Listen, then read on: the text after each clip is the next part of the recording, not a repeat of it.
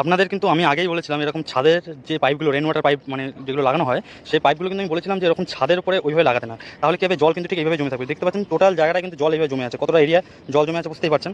পুরো দেখুন জল পুরো জমে আছে, দেখুন পুরো জল জমে আছে, ঠিক আছে, এসব জায়গায় পুরো জল জমে আছে।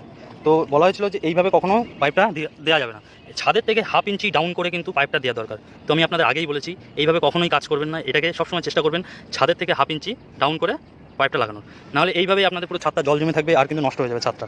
তো এইটাকে কিন্তু একদম মাথায় ধ্যান রাখতে হবে, নাহলে এত পয়সা খরচা করে আপনার বাড়ি ঘর বানাচ্ছেন এত সুন্দর করে, সামান্য একটু একটু ভুলের জন্য কিন্তু এরকম অবস্থা হয়ে থাকবে। ঠিক আছে, সবসময় চেষ্টা করবেন যে ছাদের থেকে যেন সবসময় হাফ ইঞ্চি ডাউন থাকে, তাহলে এই ছাদে কখনোই জল জমবে না।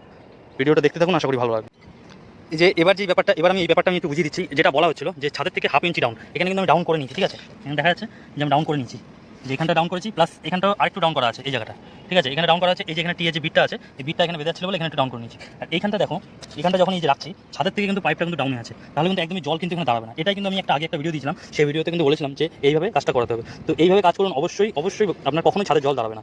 তো আর এই যে সাইডগুলো দেখতে পাচ্ছেন, এই সাইডে কিন্তু একদম বালি সিমেন্টের পরিমাণটা ভালোভাবে দিতে হবে, যাতে এখানটা জাম হয়ে যায়, যাতে লিকেজ না করে। ঠিক আছে, ভিডিওটা দেখতে থাকুন, আশা করি।